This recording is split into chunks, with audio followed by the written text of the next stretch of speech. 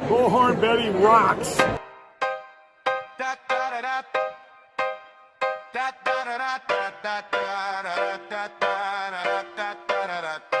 Coffee steaming, files on the table. We clocking early, hunt what's unstable. Bullhorn Betty on the curb, voice raised. Flip-flop queen with the homemade phrase. Notebook thick, got the screenshots flag. Names in red ink, every rumor, every tag. Late night live stream, screen glow on her face. Truth in her throat, got a lawman's pace. She don't blink when the threats roll through. Come see me, she says, if you think that's cute. Bullhorn Betty in the coffee club. We hunt bad guys till the sun comes up. From the front porch steps to the courthouse rug. We fighting for the ones that they gave up. Bullhorn Betty in the coffee club. Sip that truth from a styrofoam cup. From the quiet streets to the madhouse buzz. We ain't letting go till we get that justice.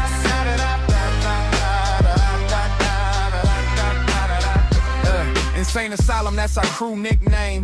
Laugh so loud while we track these names. Whiteboard wild with the webs we spin. Pen to pen, see the pattern sink in. Turmo shaking when the case goes cold. We stir it back up, won't do what we're told. Doorstep question, side eye stare. Where were you that night? We hanging right there.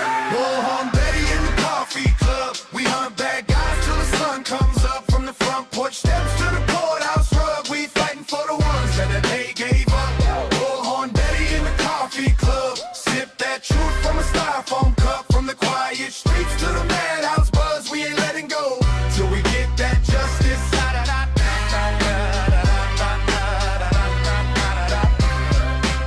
This for the faces on the milk cart labels. This for the families praying at tables. This for the names that the news won't say. We say them out loud every single day. Every day. If you're running in the dark, better feel that fear. Betty got a bullhorn right in your ear. Coffee club crazy, but we think so clear. One small town, whole world gonna hear. Hey! Bullhorn Betty in the coffee club. We hunt bad guys till the sun comes up. From the front porch steps to the courthouse rug. We fighting for the ones that the day gave up. Bullhorn Betty in the coffee club. Sip that truth from a styrofoam cup. From the quiet streets to the madhouse buzz. We ain't letting go till we get red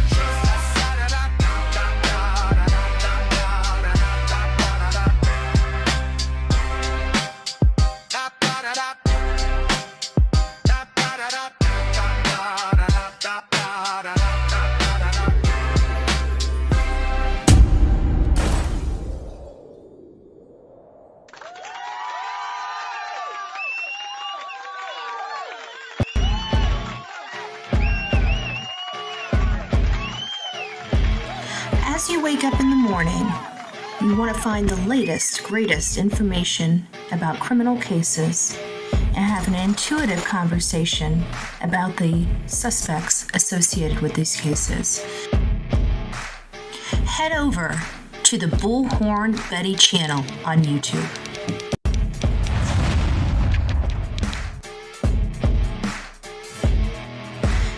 Breaking news right here on the Bullhorn Betty channel.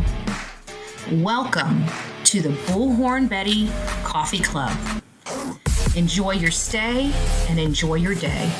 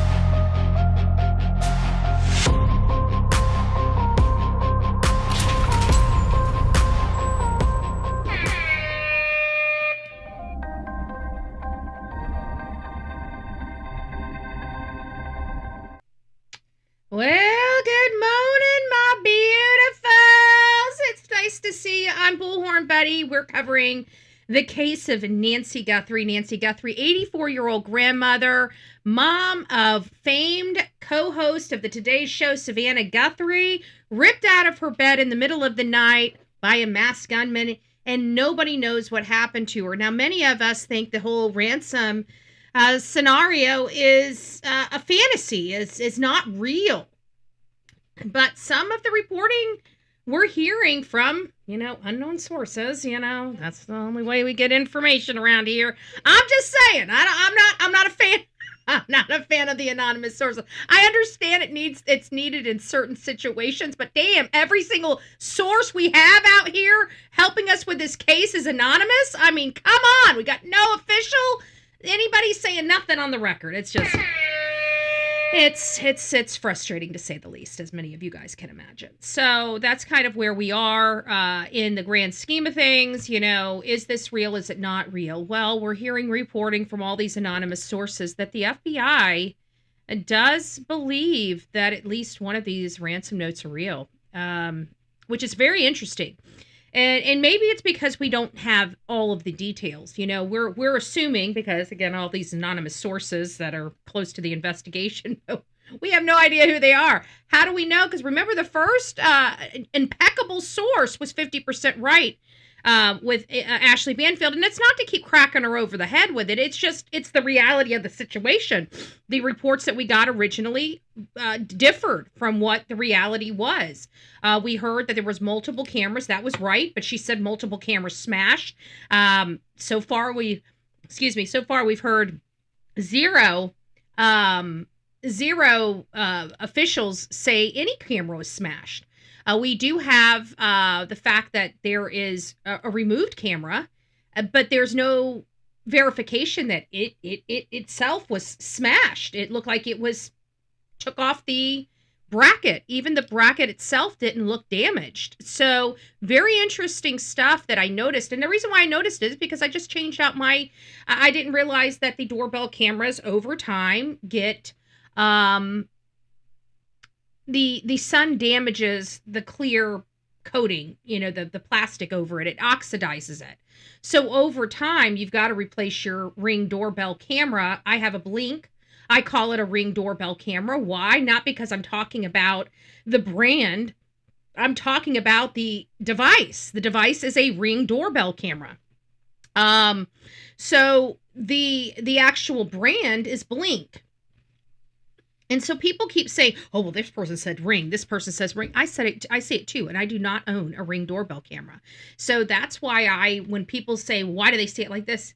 I say it like this. It's probably just normal terminology. Just like, nightgown versus pajamas. It depends on who you're speaking about, right?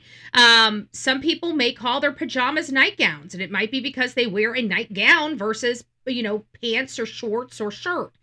Some people just wear shirts, but they still call them pajamas instead of, gown, right? So it just really depends on who you are and how you speak about things. Many people use the terminology car. I say vehicle, okay? So it really does depend on who you are speaking to, depending on the vocabulary that they use.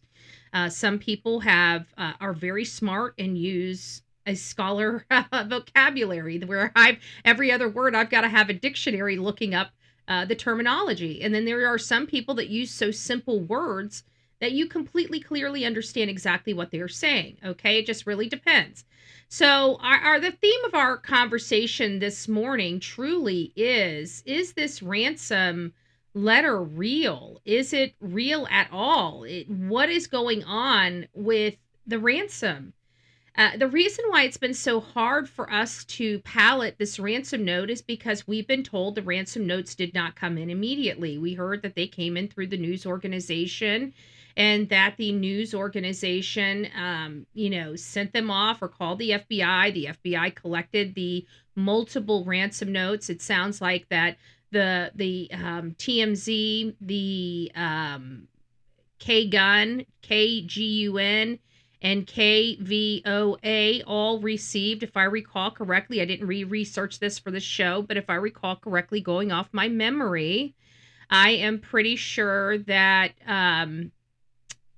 they were all the same, if I remember what we learned about them at the time. I remember them all being identical. Whatever was sent to K Gun and KVOA.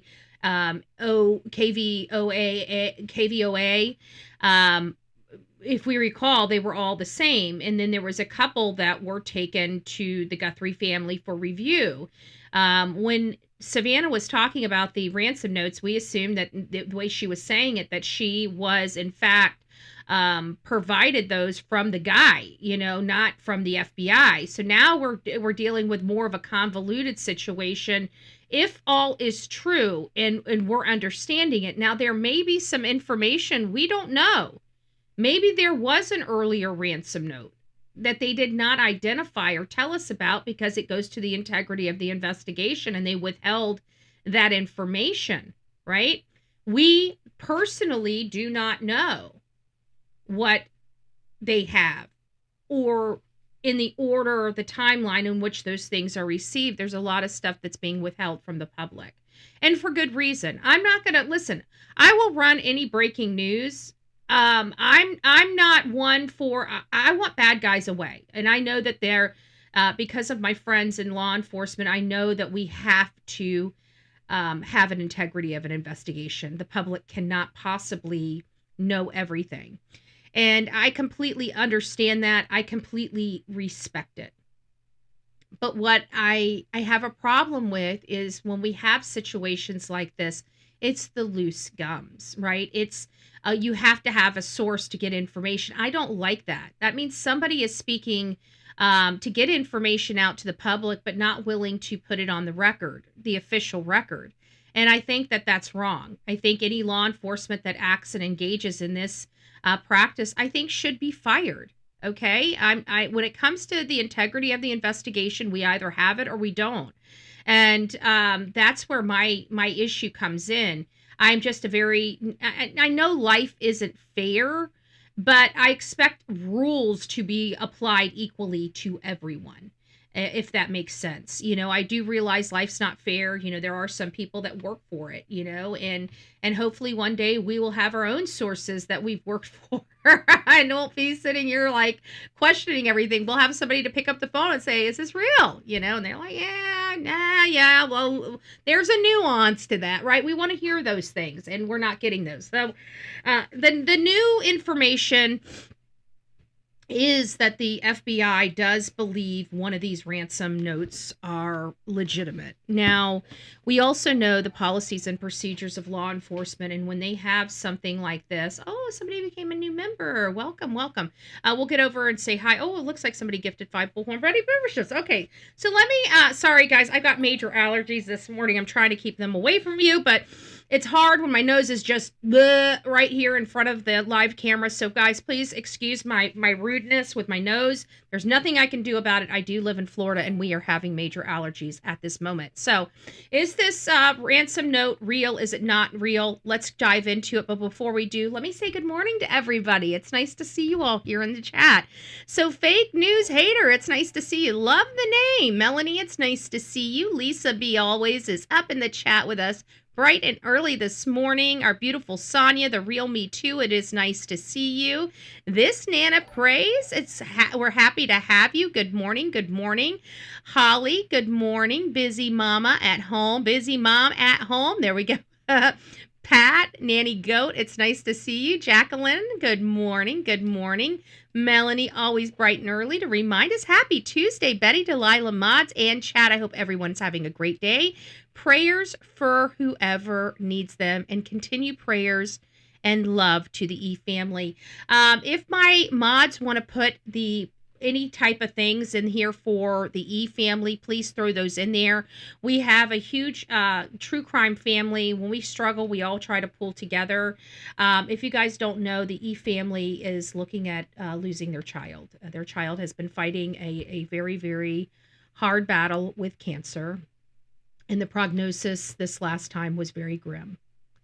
And so their son Cole is just a beautiful soul, a sweet kid.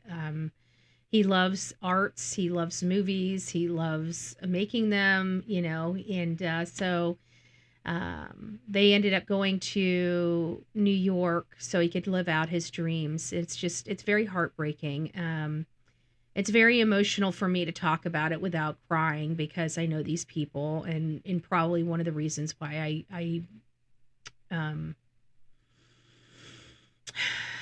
it's just hard. It's just hard. So if you guys can do anything to help this family, please consider buying them coffee, buying them a meal, giving them some cash if you've got it. Anything that can help. That's what we're trying to do. They've got a lot of expenses ahead of them, as you guys can imagine. This is their child, and I just can't imagine. We come here a lot of the times, and a lot of the cases that we cover are terrible parents, right? Terrible parents that do terrible things to their children. And here is this loving family that just loves their children and just a wonderful, wonderful souls. So anyways, I don't want to bring everybody down on Tuesday, but it's awful. It's just, I can't imagine having to walk in their shoes right now. And so we just want to uplift them in prayer and uplift them any way we can. That's just, anyways. Whew. So it's nice to see everybody. Texas Woman, good morning. Good morning. Jewel, Candy, Mike, it's nice to see you, love. I hope you're doing well this morning. Lisa, good morning. We got another Lisa from New Jersey. Welcome, welcome, welcome. It's nice to have you. Who else do we have in here? I feel like my screen just popped up on me and I don't know where I'm at. I hate when that happens. Bella Italian, it's nice to see you. That music, eek. I take it you don't like it. I love it. I love it. I love my music. I love my bebops. I love my bebops. All my music has some type of message in it. If you know anything about me, even my morning intro, even this intro, hold on, let me pull this one down. Like even this one. Step one. All of these have my, if you listen to the lyrics, they all have something. Step four. Excuse me, they all have something powerful, some type of message in them, even this one here. See? They're all very, I don't know. I grew up in a place where they told you what to chase, told you how to run the race, every move was on the page. So all my music it's got some type of meaning to it. It's got some type of meaning. Go, I never answer to no, man, I still go, go, go, go, go, go, go. I don't know. I just kind of, I don't know. I'm just one of those, my music has to have a message in it. It has to have a personal message in it. So, it's like, wake up, it's going to be a good day. Don't let anything drag you down, stay away from temptation. All my music has a message in it. If you guys have not realized that, you need to listen to the lyrics because there's always messages. It's very rare I play music on here unless it's with a video that doesn't have a message inside the message. I think messaging is very important. I'm just one of those people. I don't know what's wrong with me, folks. Maybe I'm a little cray-cray. That's okay. Claudia, it's nice to see you. Rose, good morning. Good morning.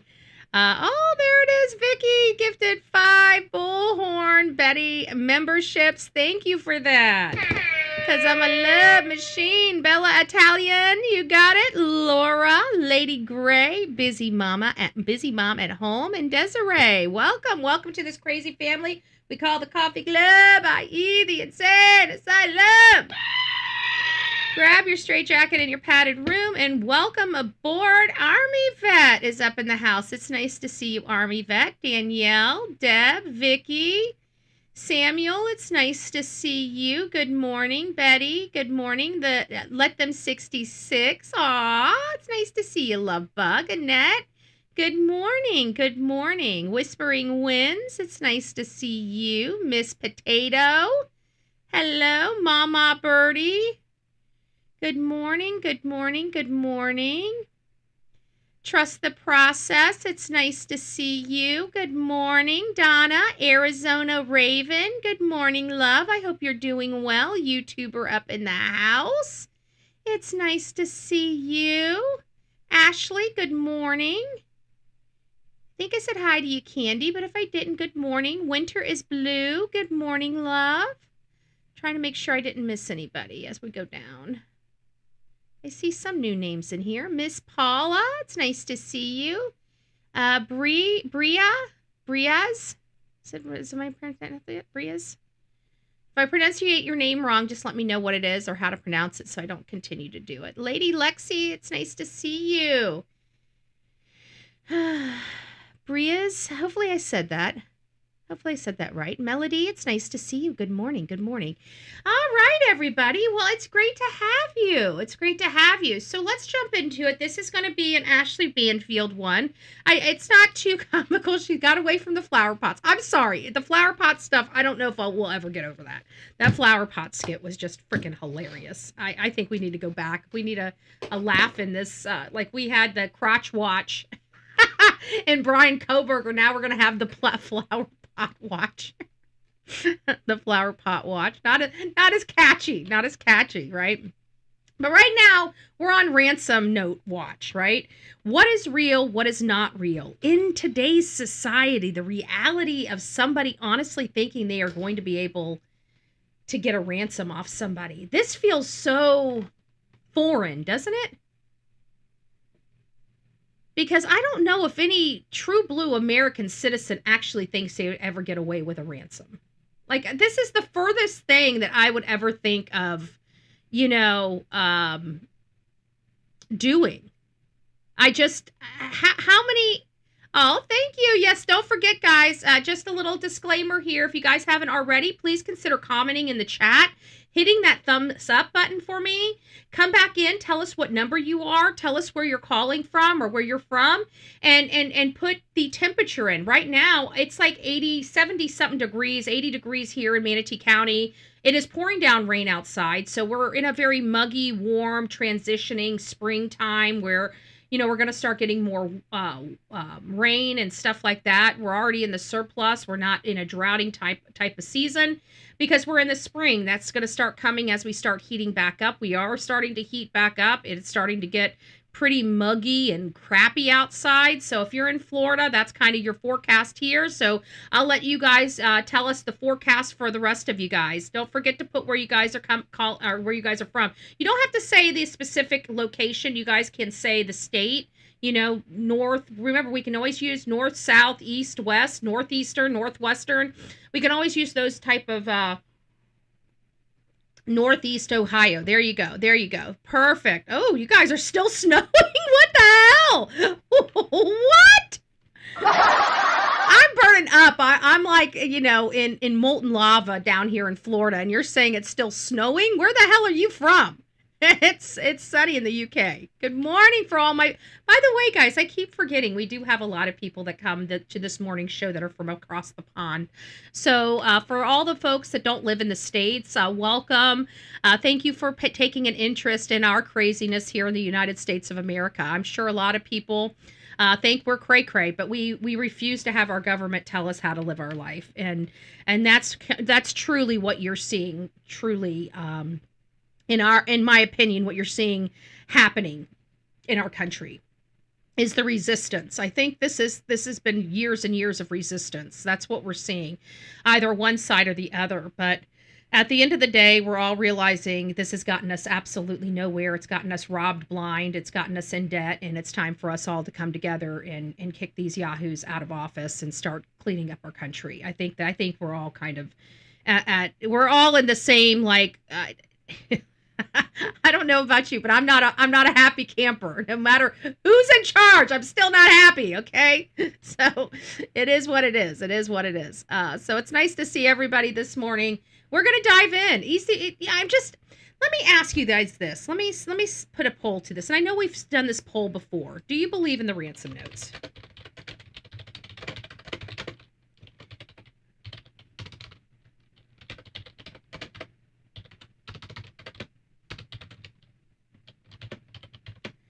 Okay, yes, no. Let's start the poll. Let's get a poll. I'm going to do a poll this morning.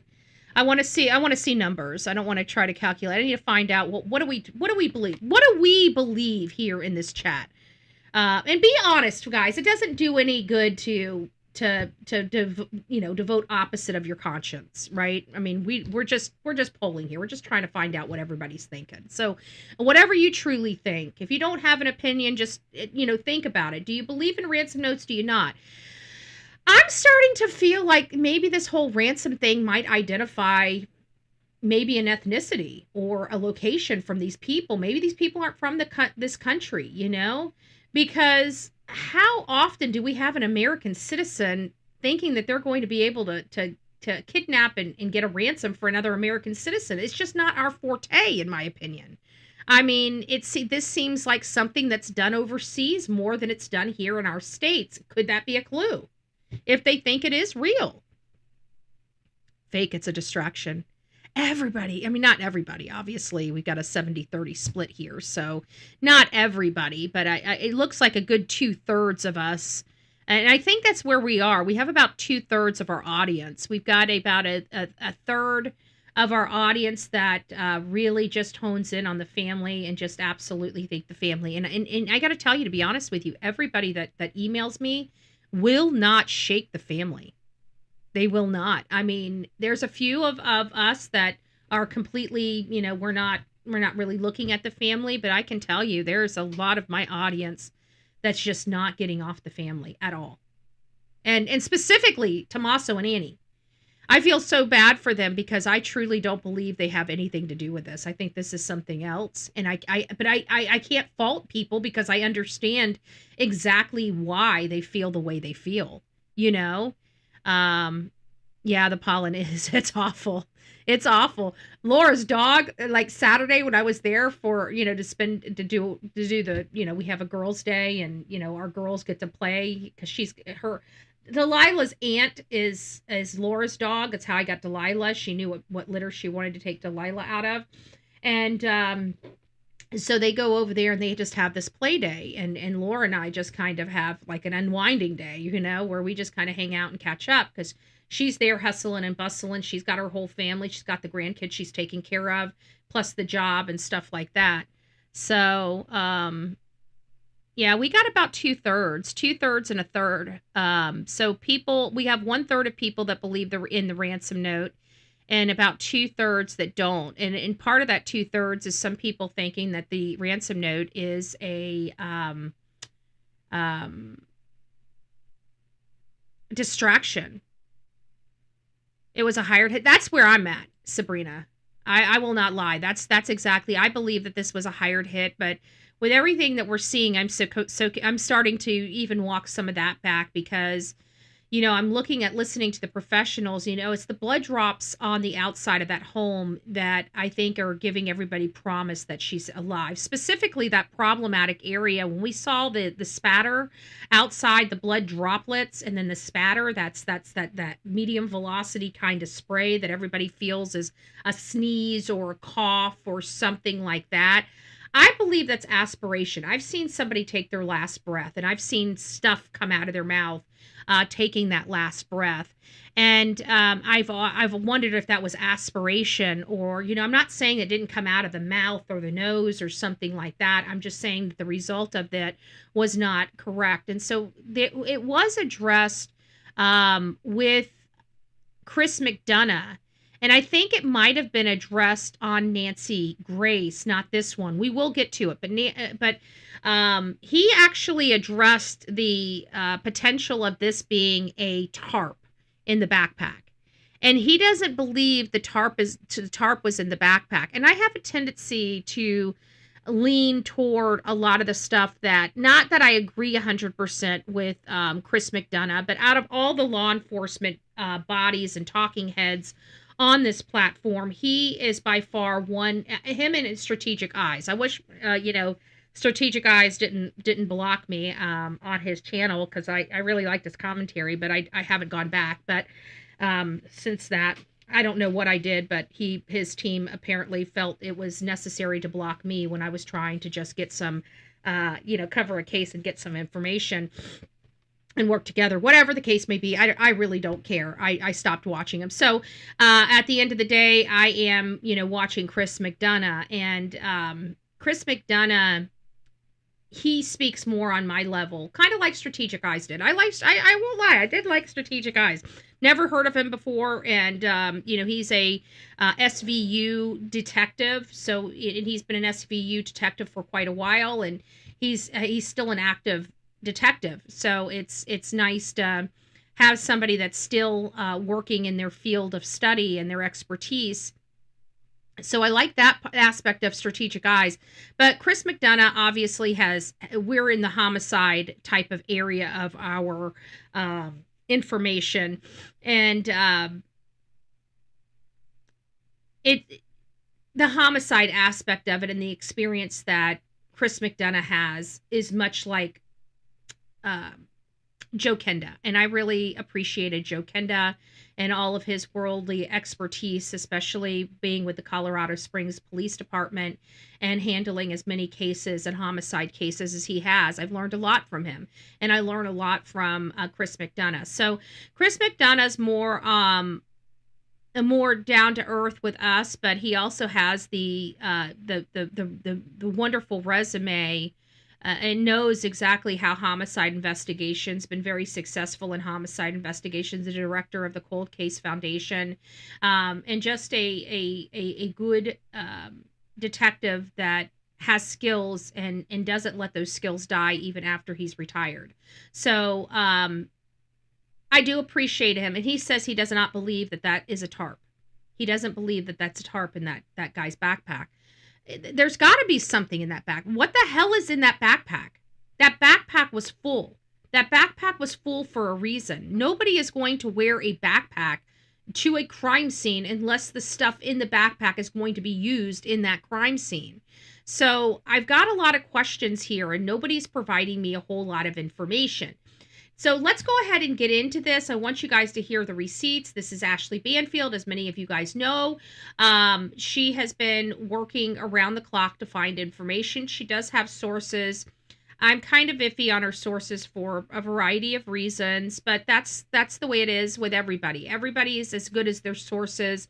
She had an impeccable source. She probably still does have an impeccable source, but there was some type of miscommunication that happened at some point. Hey, Supergirl, it's nice to see you. Forrest, Jackie, YouTuber, it's nice to see you. Good morning. Mona Lisa, good morning. Julie, good morning. I think it's just a costume, all staged. A lot of people are going with the staged, even the setting, opening, keeping the doors open at night. Yeah.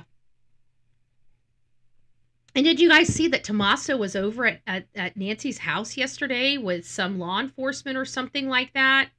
And he wanted to get the hell out of Dodge. There's not even a circus out in front of that house, but he was walking all types of weird. To be honest with you, I thought he was on something. But it may not be. It may not be. I don't want to spread rumors, but the way he was walking was like shocking. And let me pull that up. Hold on. Let me pull this back real quick. I want to show you guys this before we jump into this. And I know where it was. It was Chillinois on X. And I can't remember who posted it on hers. Give me a second, guys. I'll pull it up.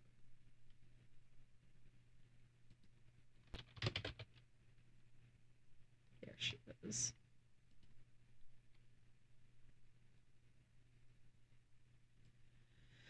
Where is it?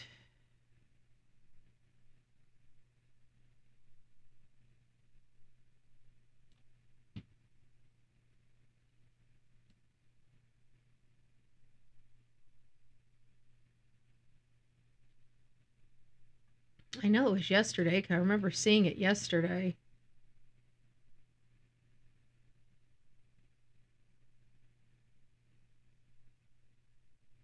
Actually, I think I posted it on my X. Hold on, let me go to my X real quick. I think it'll be easier for me to find it, because I know I didn't post very much yesterday.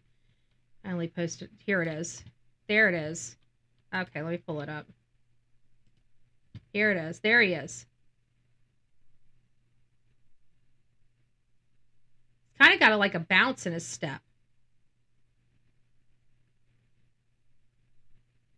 He looks, I don't know, it's just weird how he's walking. I don't know if he's upset. Looks like he wiped his face. It might be, this might be very upsetting for them. But from my understanding, he was out there. He was out there with law enforcement at Nancy's house, and then he leaves, and he's just really eager to get out of there. Even though there's not a media circus like there once was, he's very eager. He doesn't want to be there, it seems. What were they doing there? We really don't know. But to me, it's strange that Tommaso's there with law enforcement by himself, not with Annie, not with anybody else. Are they looking at them still? And we have to remember from everything we learned as they passed their polygraph test with flying colors. I don't know how that affects us in any way, what that says about anything. But anyways, let's get back to this ransom note, because this is one of the contentious parts to this whole story. So I'm going to go ahead and close this out, close the poll out. It looks like we are about 2/3 that do not believe this ransom note, believe this ransom note's a distraction. Hey, Sandwich, Hobo's mom. Oh, it's nice to see you, Hobo's mom. I hope you're doing well. Little Orange Man, Popcorn Juror, it's nice to see you. Dan, good morning. Kata, I hope you're doing well. Maybe brought Tommaso in Nancy's house to redo the path he dropped her off. That's great. You know what? That could be a good possibility. Thank you for that. That might actually be exactly what it was. We don't know, but that's good. Helen, it's nice to see you. Did they? No, they have not. They have not found her. If you guys are just coming in or you haven't touched this case in a while, if you're curious, no, they have not found her. Miss Nancy Guthrie still missing. We are at day 66. 66 days, folks. 66 days. It's been over 2 months. My heart breaks for this family. It's so hard watching somebody struggle with their faith. I struggle with my faith as well. There's been a lot of things that have happened. Do you believe it's one guy or two? You know what, Claudia? I'm bouncing back and forth. Hey, Mama, it's nice to see you. Honestly, oh, did I miss Nikki? Nikki, good morning. I bounce back and forth, Claudia. I really do. I bounce back and forth. I keep thinking that this person is working with somebody, because I truly believe what I see in his pocket's a walkie-talkie. But, I can't shake the fact that it could also be a police scanner. And he could have an earpiece in for the police scanner. So I have been back and forth. Nobody has been able to. Chevet, it's nice to see you. It's crazy to hear an ex say they think a YouTuber is involved in a ransom note. To hear an ex. It's crazy to hear an ex say they think a YouTuber is involved in a ransom note. I'm very confused about that. What YouTuber is involved in a ransom note? Did somebody say somebody was involved in the ransom note? Does somebody know that somebody's involved in a ransom note? I don't know. I'm just, just in this society, the United States just doesn't pay ransom. Nobody's dumb enough to try to kidnap somebody in the United States for ransom, in my opinion. I'm sorry. It's just stupid. Holly, thank you. Thank you for becoming the newest member of this crazy family we call the Coffee Club, i.e. the Insane Asylum. Grab your straitjacket in your padded room and welcome aboard.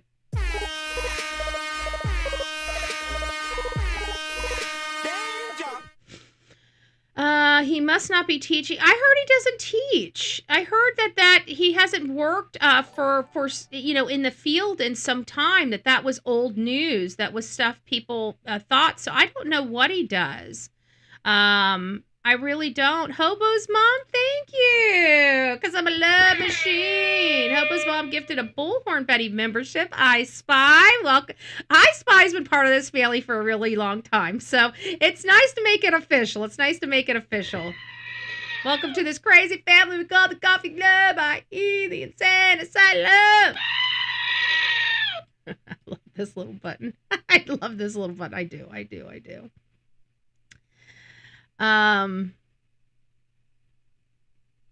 Okay, let's see. I've never bounced with my faith, even my struggles. I do. I've felt abandoned. I've went through a lot of stuff.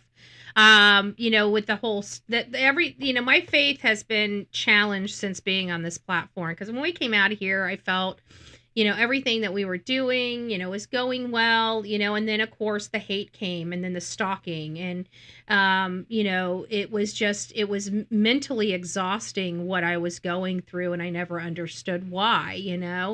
And there were times in the struggles, especially with what you guys saw me deal with at the end of 2023, with the ex, the car, Queen Bee. I mean, it was really, really, really bad. I felt I was barely keeping my head above water. You guys have no idea. It was a very, very hard struggle for me. It was one that I did well on the screen and did terrible off screen with it. I will tell you that. It was a very, very, very rough. So I struggle with my faith. I understand. I can identify and empathize with Savannah. Obviously my faith struggles with something on a smaller scale than her faith struggle. But I think, honestly, I think as Christians, we should talk about our struggles with our faith, because it's not something we can see, touch, and feel. It's something that we visualize, manifest in our brains. Religion is manifestation in a lot of cases, and it's not something that's like my microphone, right? I don't see it. I can't touch it. I can't feel it. I don't, at times it, I know this is real, right? Because it's right here. I know that this microphone is real. I can see it. I can feel it. I can touch it, right? And when we're talking about faith, we have to believe without seeing. We have to just believe that this microphone is here without actually seeing it, right? So that's the struggle sometimes. We really do struggle. I think any Christian, any Christian at times has struggled with their faith. And that struggle has made their relationship with their faith even stronger, in my opinion. But again, to each their own. If you believe, you believe. If you don't, you don't. I think that the world could use more Jesus. Just my personal opinion, but it's mine to have. Anyways, let's get on with this. Is this ransom note legitimate? Is it not legitimate? Well, the FBI says it's possible. They believe maybe one of those ransom notes are real. That is shocking to me. That is all too shocking to me. Let's listen. Oh, and by the way, guys, before she says it, if you guys haven't seen, right down there somewhere is your subscribe button, your join button, and your thumbs up button. And if you're on the replay crew, there's even a hype button there. So please consider using those buttons. Those buttons are to tell people like me, hey, you're doing a great job. We love the content. We love the information.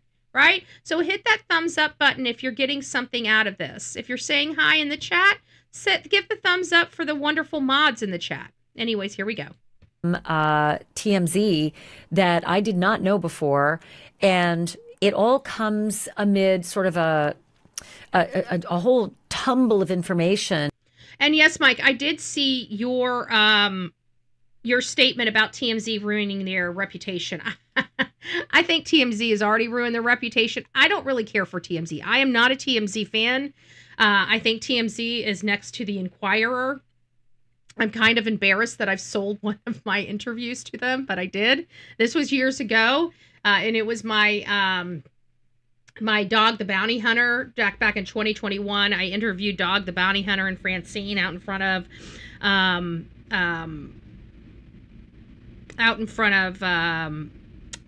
God, what was her name? Cassie Laundrie? I can't remember was it? Whatever Brian Laundrie's sister's name was. I forget what her name was. Anyways, he was in front of her house and trying to get her and her husband to answer some questions about where her brother was. And I was there and got the interview and even asked him, because that was right after he sprung his his ankle. So I had 4 questions I wanted to ask him. I asked him them, and ended up selling that interview to TMZ. So if you want to go, and I think it's Cassie Laundry, you can go and say Dog the Bounty Hunter, Cassie Laundry, and you'll recognize the voice behind the camera. I'm absolutely confident. I know my voice is a very unique voice, so I'm absolutely confident that you guys will hear Bullhorn Betty's voice behind that interview. Yes, I will never sell TMZ another interview again unless they're going to pay me a hell of a lot more. I don't want to be associated or affiliated with TMZ, even though I am officially for the rest of my life, right? Because that still has not come off their website yet. So anyways, getting back to Ashley Banfield and the ransom notes, we had 2/3 people, folks. We just did a poll if you're coming in, and 2/3 of our audience does not believe in the ransom note. They believe the ransom note is a distraction. People I think about 2/3 as well, believe that the whole thing with the doors being propped open and the gate being propped open was staged as well. So we've got a lot of issues going on here where, I rely on my audience because I have a lot more audience members than just my brain. So I think more brain cells are better for this stuff. So that's what we're dealing with here. But this ransom note, it's going to be hard for me to palate this, but it sounds like the FBI believes at least one is real. And about new ransom-like letters that have come into TMZ. So let's be really clear, because it's getting confusing about all of the different letters. But the headline here is that the original letters that came to TMZ and local TV stations in Tucson, there were 2 letters. They threatened to kill Nancy Guthrie. We did not hear that. So those ransom notes, the ones that had the 2 deadlines, $4 million and $6 million, the ones we heard about at the beginning, they were not sent to the family, directly to the family. Again, this comes down to planning for me, okay? Popcorn Juror says staged, I believe. I'm there with you. I'm not into this whole FBI thing. I mean, because I know the processes of law enforcement. I know no matter what type of lead that comes in, they work that lead until that lead goes nowhere or is done. They work the lead. And this lead is still going on because we still have these stupid ransom notes still coming in. Cassie, that's what I thought. Yeah. I was thinking it was Cassie. I could, it's been so many years, you just never know. Thank you for that. So I'm not feeling the ransom notes, even if they had some information. What information did they have? She was ripped out of her bed in the middle of the night. What can you conclude from that? That she probably didn't sleep with shoes on and that she was probably in her pajamas, right? I don't think that those things are necessarily, but they had to have had some information, like they had to have had some detail that nobody would have known to give it this much weight. And could it be where the watch was, or where maybe the hearing aids were? And could that be reasonably concluded? And I think that some of the stuff could have been reasonably concluded. Like, I'm not convinced with the broken light in the back of the house that was readily available. All of us saw that before the ransom notes came in, or before we learned of the ransom notes. What other information did they have that led them to believe that these were real? I have to think that if law enforcement is really looking at these as legitimate, then they have something in them that only a person in that house would have known. And even if this ransom note came in, and it is from somebody that may have been inside that house when this happened, could it be to throw them off because they had already unalived her because of, say, a hit or whatever? And they took an opportunity to try to throw this into a different direction, and that different direction was through this way of, doing this fake ransom or this hoax of a ransom note. Not heard that until now. We always knew that there was a consequence threatened if you don't pay by Thursday. Then by Monday, there's a second deadline, and the consequence is that the money goes up, I think, to $6 million. but we never heard that the other consequence was that they threatened to kill Nancy Guthrie. And then, of course, after those 2 letters, they went silent. And we never heard anything afterwards, and they didn't give a mode of communication to the FBI, to the police, to TMZ, to KVOA in Tucson, to KGUN in Tucson, and incidentally, KGUN, also called KGUN, they received a second letter from these same people. And it's known that they're the same people. And I don't understand why they would, like, KVOA is where her original, Savannah Guthrie's original news organization was. So why would KGUN be receiving the second ransom note versus versus KVOA? It just, Betty, I wish I could send you a picture of me laying on my couch after having shoulder surgery with you on my big screen. I have you on my phone typing away. That's cute. That's cute. Well, I'm sorry you're having shoulder surgery. That hurts. My mom just went through it. And she played me for a fool. I will tell you, my mom was not the best patient in the world. She tried to act like she was not in pain because, and I babied her. I had a whole menu and meal. I got up every morning, made breakfast, lunch, and dinner for them. And then my mom's like, oh, I feel so much better. You can go home. And I go home and she's like, oh, God, therapy. Oh, my God, I'm excruciating. Well, you told me to go home. Sandwich says law enforcement didn't take it seriously. And they keep saying they were in there 40 minutes. So to go take her without shoes or her that is another thing, Julie. It's this whole 40 minutes, this doesn't act like any smash and grab. Basically, a ransom is a smash and grab. You're smashing in, you're grabbing your product, you're bringing it out, you're leaving the note. We'll be reaching out to you in 5 days to square up, right? None of that was done in this case. And then all of a sudden we went from this lady missing for a day to 2 days to all of a sudden everybody's like, no ransom note, no this. And then it's like, oh, we got a ransom note. It's like we put the whole thing like there's no ransom note out there. And then boom, we have a ransom note, the whole way this whole thing has transpired with this ransom note has been irritating because it just doesn't make sense and none of us believe it. And then now we're being force-fed that it's possible that it's true, and still even 2/3 of us still, I don't believe it. And if this is happening, these are from foreigners because American citizens don't kidnap and ransom American citizens. We know it doesn't work. People because they had the same Bitcoin address. So the first letter went to KGUN, KVOA, and TMZ. And the second letter went to KGUN. Don't know why, but it did. But they had the same Bitcoin address. So they're from the same alleged ransom seekers. And that... Mike is making a valid point here in reality. I mean, we'll have to back this up. We will back this up. But this is interesting. Because Mike is saying, how do we know these ransom letters aren't from the guy pictured on the porch? We have no evidence he even entered the home. He's absolutely accurate. We literally have zero evidence that the masked gun intruder actually entered inside of that home. Zero evidence that he made it inside that home. We do have the possibility, how do they know they were in the house for 40 minutes?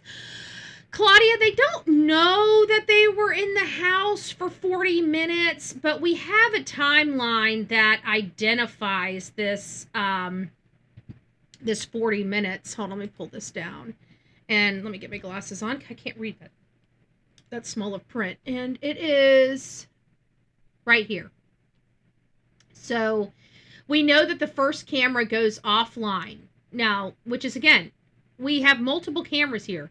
There's one camera that goes offline at 1:47. I don't think this is the door.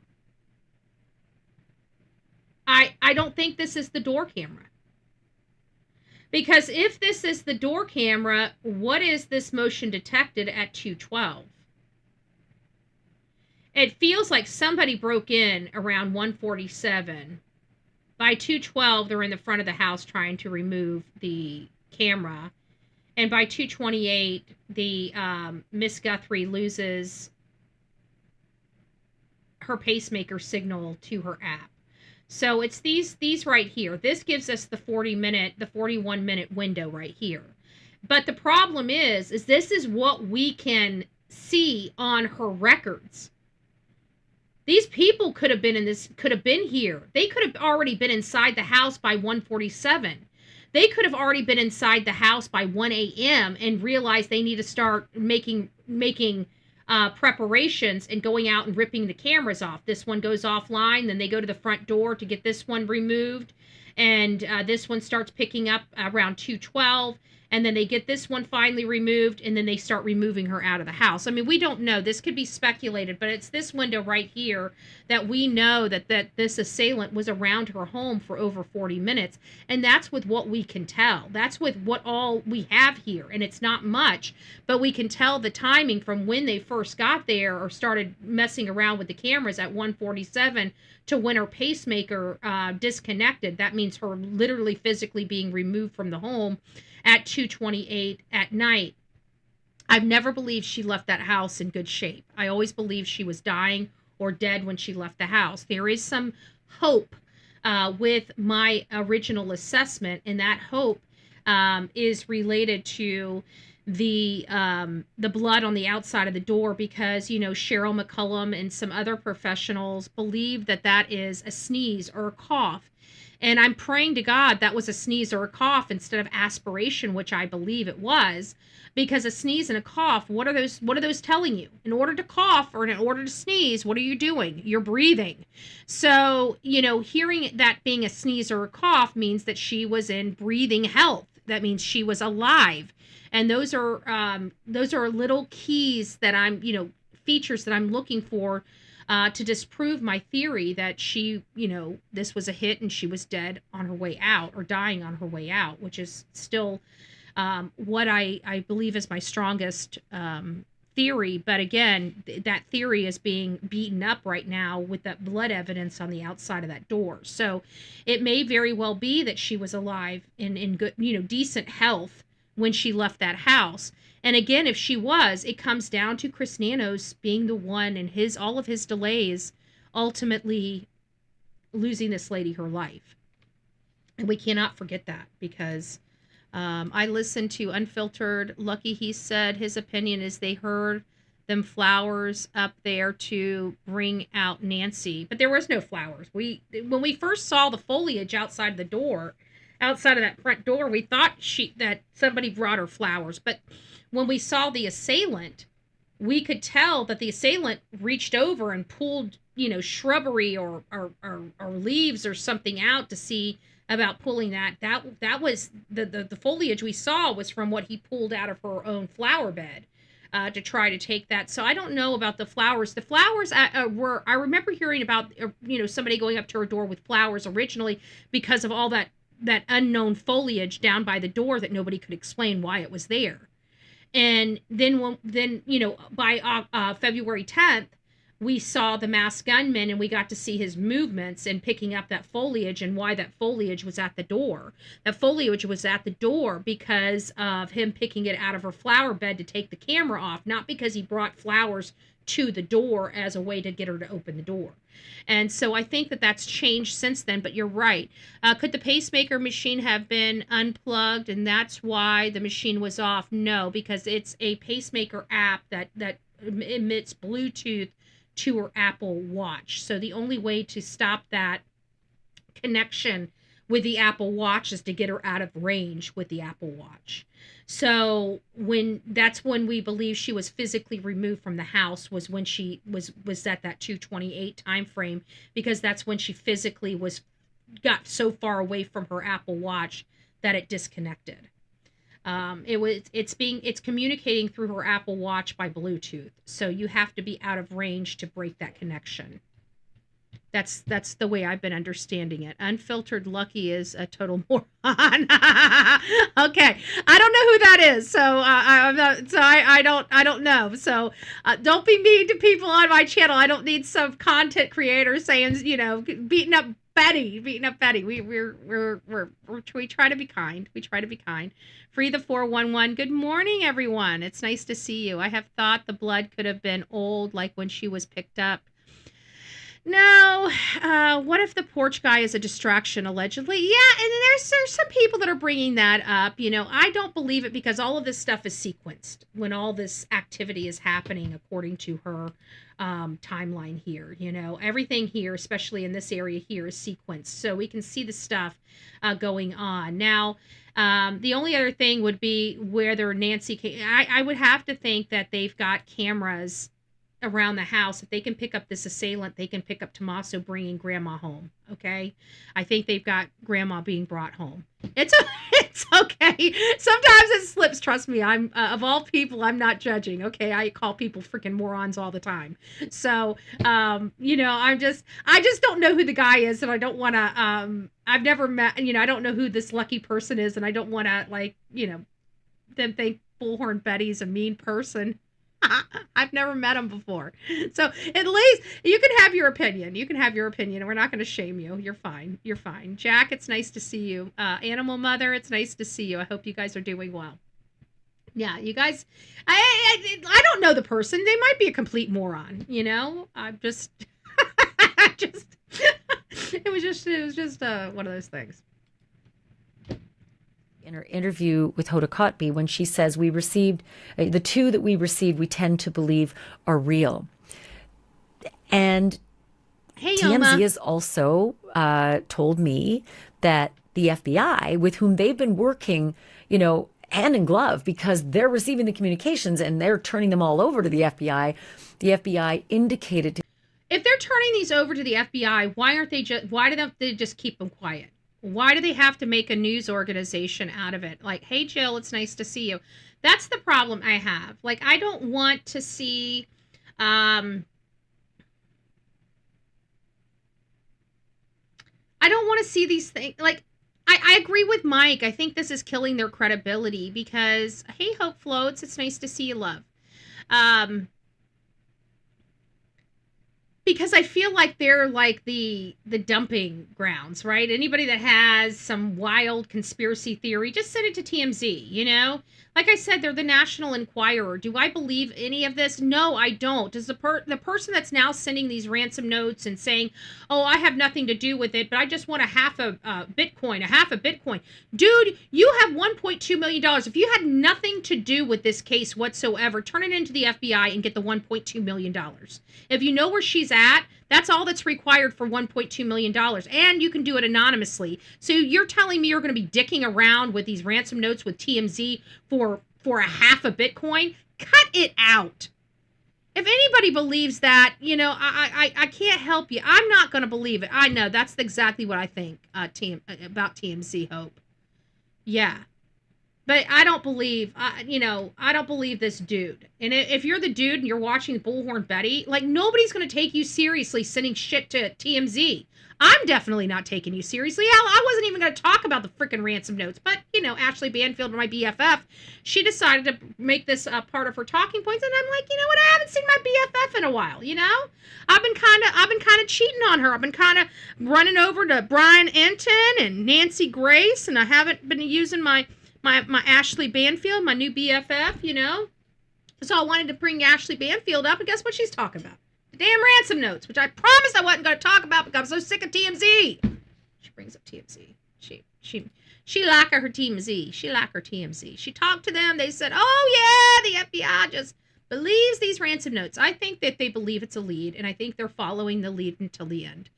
That is all I think is happening. TMZ from Mexico. Is it Harvey Levin? Is that who's behind that mask? Is it Harvey?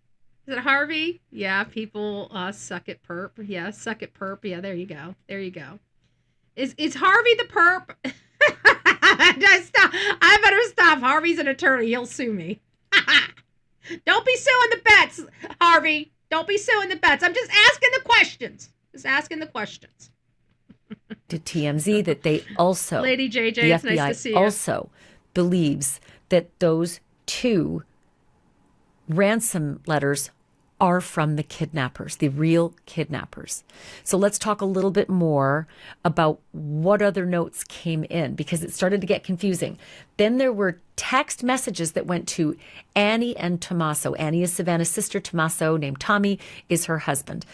there were text messages that went to those two. Okay, so you guys hear this? She's starting to break down all of the ransom notes. So she's breaking down who received what ransom notes, and now she's talking about the text messages. We all know that this is from that Daryl Colella guy that's in jail right now that had it's a Clicko. Oh, good gracious. We're dogging TMZ. We're dogging Harvey. I should snap. Oh my gosh.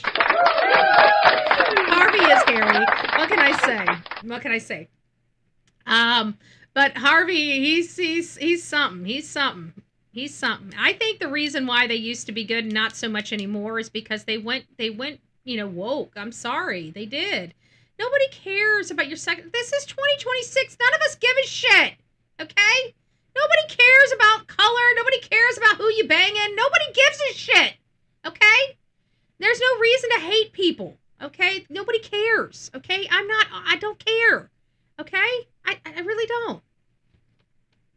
Okay? I don't think anybody needs a parade to say, we're not celebrating and you guys can say, oh my God, Betty's getting there. I'm going there. Okay? I'm heterosexual. You don't see me having a parade saying, oh, I'm heterosexual, baby.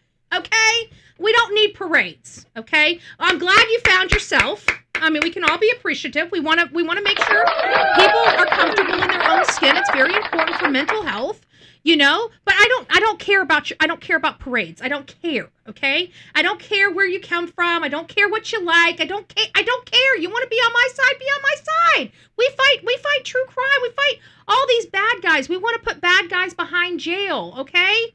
That's all I give a shit about. Okay? I really don't care where you come from, what color your skin is, what's your... I don't care who you're sleeping with. I really don't. Don't care. No. I doubt you care who I'm sleeping with. I will tell you, nobody. Okay? I'm just one of these type of ladies. Right? Just saying. To each their own. That's all. But, I keep wanting to call Harvey Harry. I need to straighten up. Hold on. I need to straighten up. So Harvey, he just went woke. That's why they, and then when they started clapping over Charlie Kirk, they lost a lot of credibility over that, right? So it's just, they turned into, I think people look at their business instead of them looking at it as a news source, looking at them as evil, and it's because of their conduct. And I really truly believe that conduct has just persisted for so long that they're just now becoming a joke. Harvey's coming after Betts. And there were two separate messages, and an FBI's, or I should say a federal affidavit, lists out a man in California who was arrested. Derek Colella is his name. They say he was scamming. They arrested him for scamming. To my knowledge, they don't believe he's involved in this. He hasn't been charged with kidnapping or anything related to the disappearance of Nancy Guthrie, just the attempt to extort money. So he's facing those federal charges in the near future. He's made his appearance. I believe either he was extradited or he brought himself to Arizona to make a court appearance in the initial offings of that case. But that's a different set of letters. And then come the third set of letters. And these are the letters from somebody who has reached out repeatedly. Now, these are the letters that we're now talking about, okay? So now she's getting into, so you just heard of all the ransom stuff, everything that came up to this point, okay? Where we had somebody reaching out to these news organizations, then starting to reach out to the family, Annie and Tommaso, and then we found out that Colella guy over in Los Angeles was phony, fraud. He was... He jumped in. He's the only person that we know that has been arrested. So they obviously know how to track stuff.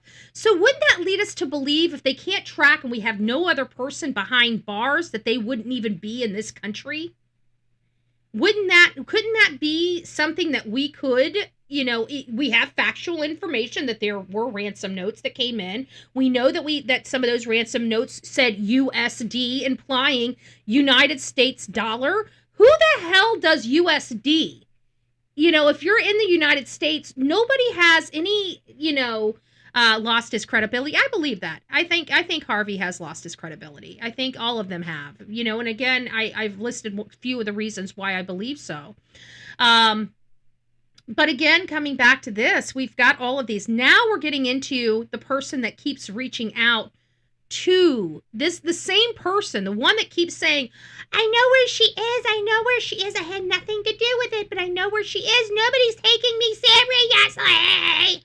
Right? And we've had like a half a dozen of these. It started out with just one Bitcoin. I just want one Bitcoin. I'll tell you who it is. I'll tell you who it is. And we're like, well, we have 1.2. I don't want to call law. Well, then you're a dumbass. Okay? If you have the information and you're wanting to get $30,000 versus $1.2 million, trust me, boo, nobody believes you got the information, because anybody that has the information is not going to sell that information for $30,000 when they can get $1.2 million for it. Okay? I'm sorry, not sorry. That's just how the world works.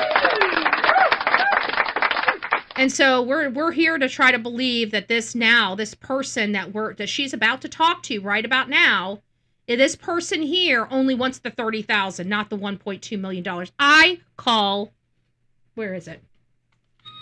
Warning, bullshit alert. That was bullshit. Just saying. Half dozen times to TMZ to say, I'm not the kidnapper, but I know who they are, using the words they every time there's a reference, whether it's they in the singular, as some people use, Claudia. or they in the plural, we don't know. But I know who they are, and for one Bitcoin, I'm willing to turn that information and, quote, hand them over on a silver platter. Those emails went into TMZ early on as well, okay?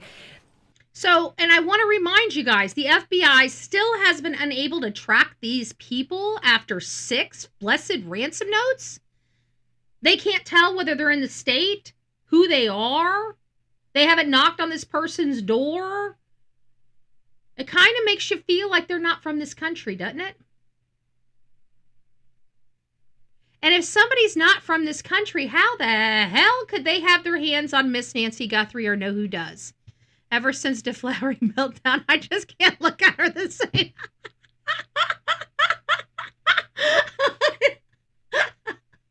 I know. It's hard.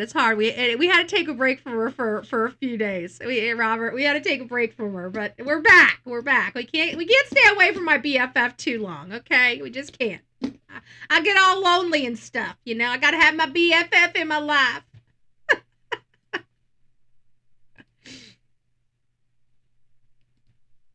Many thought that they were phony. Not necessarily TMZ, though. The information started with time is of the essence. And then suddenly, just within a day, I think, time is no longer of the essence. Yeah, it's been 2 months. Not a shock. I mean, everybody's the only people that are talking like this lady ain't dead is the law enforcement investigating the case. Her children have already accepted that she's no longer with us. We, as the public, have accepted that this lady, this poor, beautiful lady, is no longer with us. Yet, for some reason, now they think it's real because this person says, "Oh, it's not necessary. Time is not of the essence anymore." Well, no shit. It hasn't been time has not been of the essence for over a month. The time has not been in essence from week 2. Time was no longer in essence after the first week ended. Hey, Rena, it's nice to see you, love. Of course time isn't of the essence, but it hasn't been of the essence for a really long time, well over 45 days. And this new letter just recently came in saying, time isn't of the essence anymore. You guys waited too long. Really? This lady had no medication. She needed medication to survive. How long do you actually think this lady survived for without that medication? And that's important to Harvey Levin because he said if if this guy Me isn't too. real, why would he downgrade the importance of his information or the fact that he could deliver either alive or dead, Nancy? Because it's been 2 months. I mean, again, a lot of the stuff that I'm hearing that are in this ransom notes are calculated, risk type things. Like you look and analyze a case. Like if we were to break it down, she was woken up out of bed. What would she be wearing? Would she be fully dressed? Of course not. She's in her pajamas. Would they have changed her out of her pajamas? Most likely not. And with 41 minutes, how do we know that she didn't change out of her clothes? And if she did change out of her clothes, how do we know that they didn't know she changed? It just goes on and on and on and on and on. Okay, let's keep going. Guthrie, either one, there's value there. Why would he diminish that himself if he didn't know for sure? That's the gut feeling of Harvey. Thank you're you, going to hear from Sonia. Harvey Levin in just a moment, and he's going to tell you everything about what they went through at TMZ today. But I do want to read for you. So I didn't make Harvey read on camera. I'm going to read for you their communications. Okay, before they get into the communications, thank you, Sonia. Sonia just gifted 5 Bullhorn Betty memberships because I'm a love machine. And we've got Lord of D's, Claudia, Oma, German Shepherd Mom, and Lone Wolves. Welcome to this crazy family we call the Coffee Club, i.e. the insane asylum. Grab your straitjacket in your padded room and welcome aboard.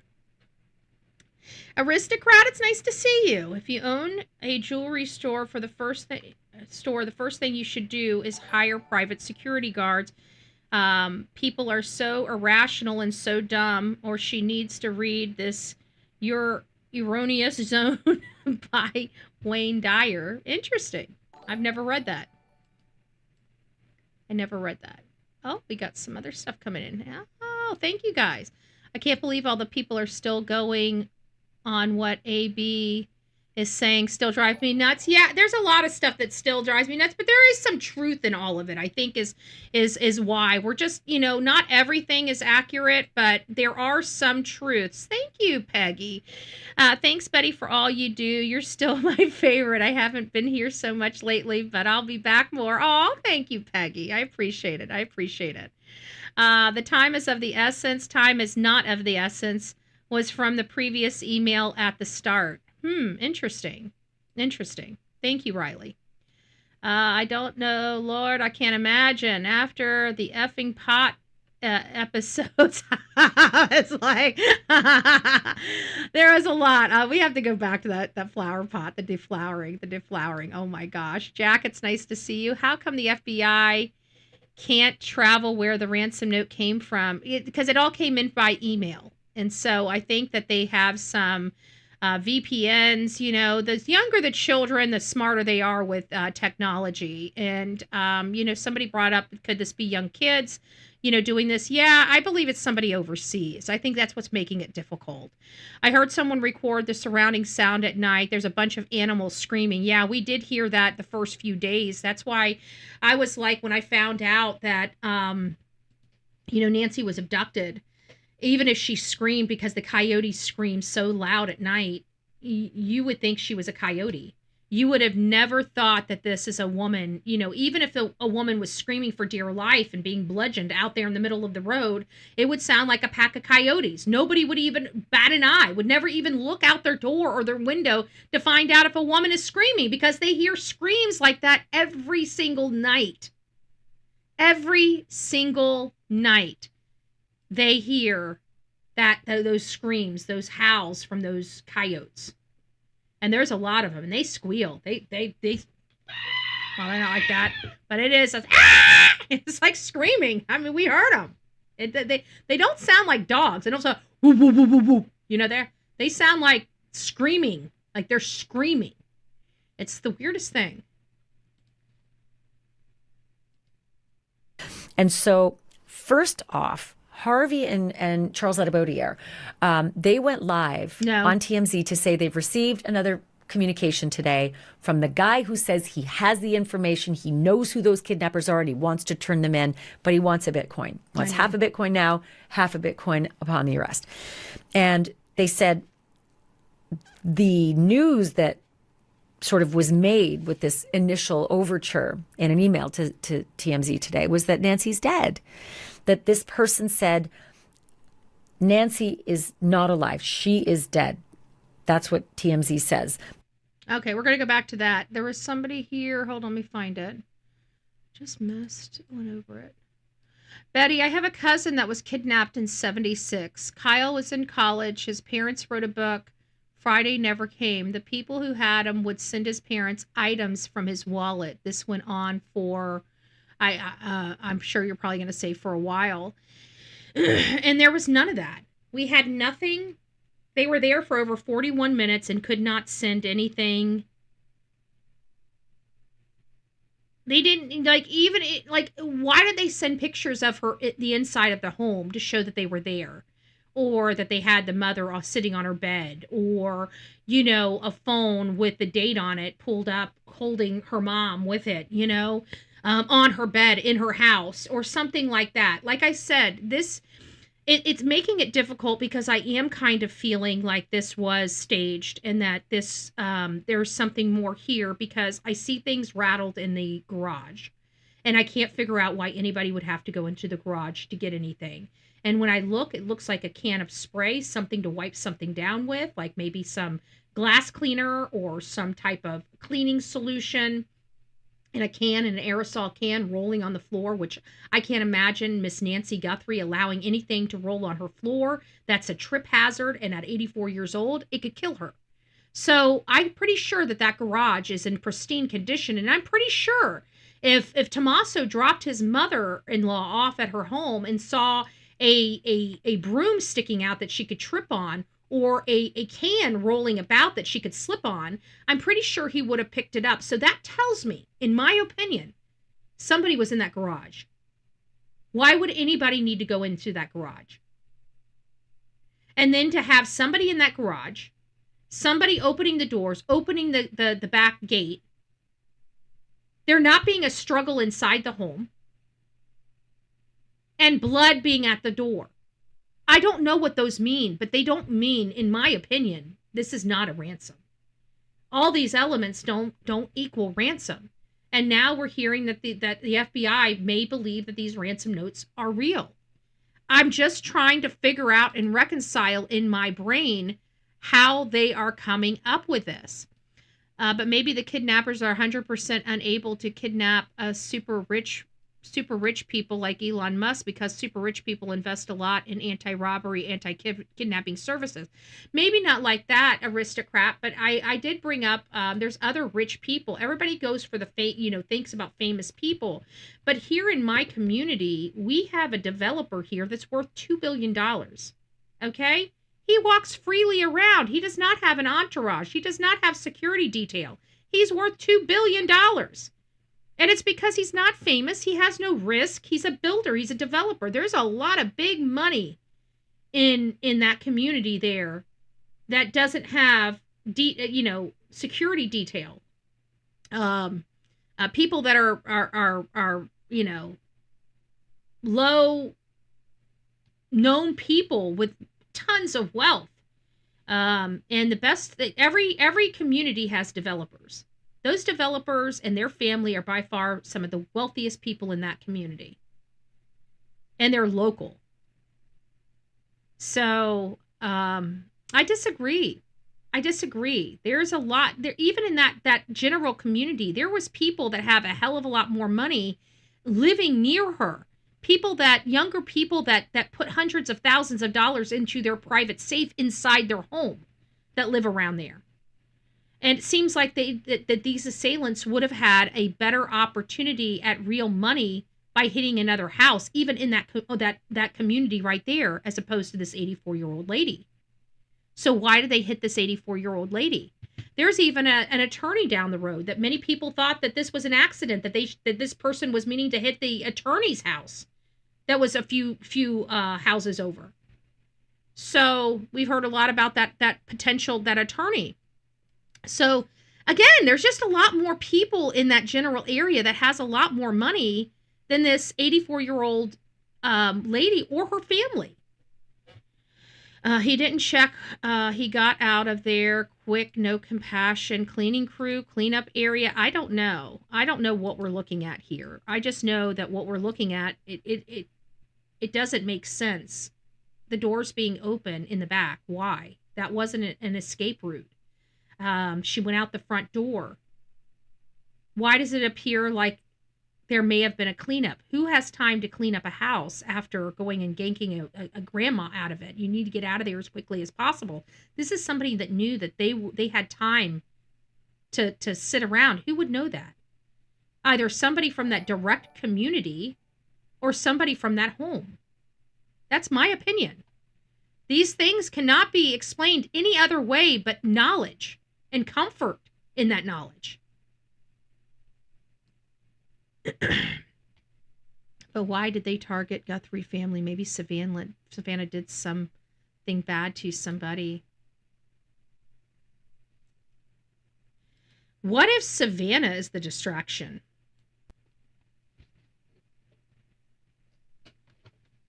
What if Savannah's the distraction? What if this has nothing to do with Savannah? What if Savannah being part of this story is distracting us from seeing the truth?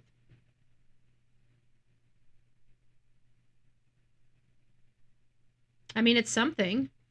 Maybe she has mining shares from Charles. I mean, we don't know.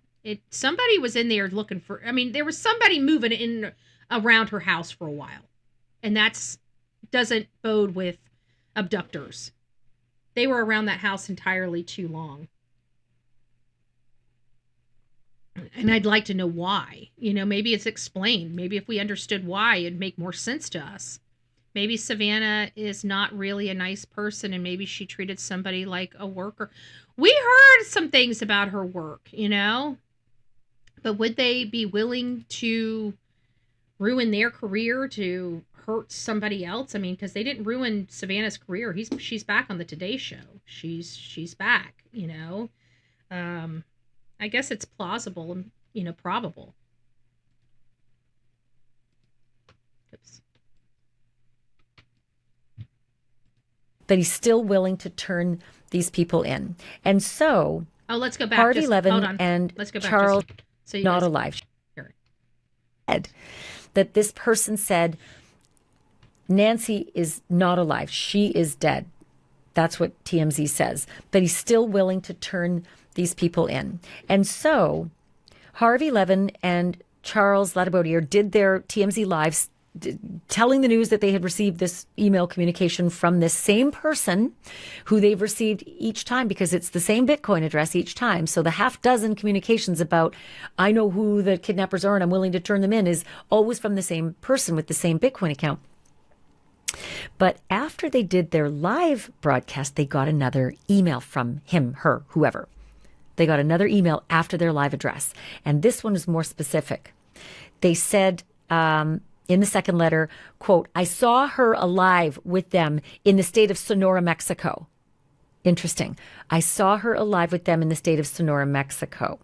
Okay. And then this is where the sender starts to get angry. They're frustrated that the FBI isn't taking them seriously and said this, quote, it is unbelievable that millions have been wasted, and yet here I am waiting to deliver them on a silver platter since the 11th of February for a Bitcoin. A Bitcoin, not $1.2 million. We're not giving you a freaking Bitcoin.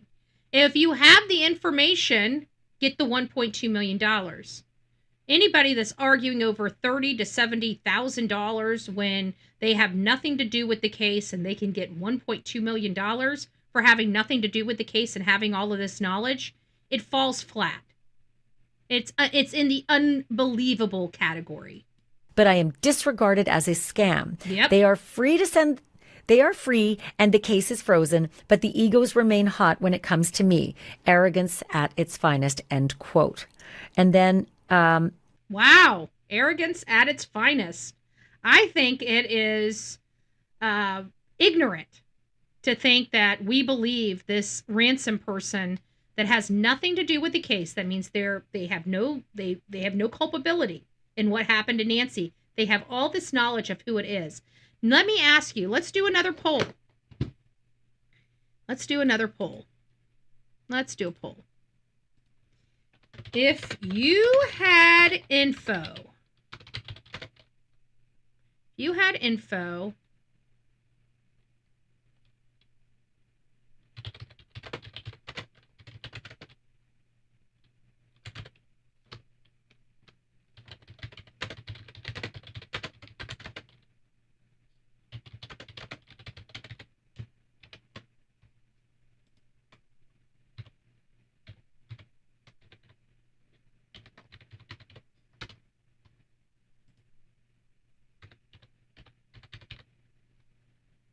all right, we're almost there. All right, pick your poison. Pick your poison. Here it is. We have almost 400 people in chat right now. We just dropped our second poll of the day. If you had info, which would you want as a price? $1.2 million or $70,000? Sorry, I misspelled on my, I forgot to take would you out. So it should read, if you had info, which would you want as a price? $1.2 million or 70? Do we have 2% trolls in this chat? Do we have, I should call you trolls. For the two that wants the $70,000, tell me why. Just tell me why. Why would you only want the 70,000? I'm curious. Somebody says, I want a boat. Mama needs new shoes. If I had the information, I'm going for the $1.2 million. I won't want paid for telling the truth. Oh, come on, Candy. Play the game. Play the game. Don't stand on virtue. Play the game. Play the game. Come on. We know you'd want the 1.2 million. It wasn't me. I didn't answer. I couldn't even imagine it. Would you have to pay taxes on it? Linda, I don't want to hurt your feelings, but I think that's a stupid question. I'm just saying. Our government is still always going to be our government. I'm just joking. Of course we got to pay taxes on it. Of course. I'd love not to, but when do we not? When do we not? All right, that was fun. Let's see what it is. Okay, we have 8% of people that refuse. 92% are going for the $1.2 million. Okay, we have 8% of the people in this chat. I'm sorry. I feel like you guys are trolls. I feel it. Nobody's gonna pass up $1.2 million for $70,000. Sneaky gremlins love to fight, but we're here to set it right. Jump and duck, let's take a shot. Turning trolls into what they're not. Whack a troll, let 'em tumble, let 'em roll. Swing your spatula or a stick, whack 'em fast, whack 'em quick. All right. We had fun. The 8% is incognito. I guess so. Okay. All right. Let's get back. So that's kind of where our part is. Yeah, maybe we have a small percentage of people that would take the lesser of the money, or no money at all. Sweet Candy. She's like, I'd give it away for free. You should note that the price of Bitcoin has been dropping, and so now it's... Hey, Captain. It's a lot less. A half a Bitcoin's about $35,000. And TMZ made this deal saying, look, we could get the ransom money for you, right? You tell us the information, we tell the FBI, therefore there's a record that you're part of it because the guy didn't believe he was going to get the ransom money, but we still can't figure out why he wouldn't go for the $1.2 million instead of the, half a Bitcoin's 35,000. Maybe if you get the full Bitcoin upon the arrest, it's only like 70,000 compared to 1.2 million in ransom money. So this isn't, rather in reward money. So this isn't making a whole lot of sense. But you'll hear why Harvey is unable to impart that wisdom on this. Hey, Frank. This letter sender. Taxes. Yep. They also are distancing themselves from Nancy's kidnapping, saying they're not the ones to do it. They said that they've been out of the country for more than 5 years and had nothing to do with the horrific crime, just that they know who it was who did it.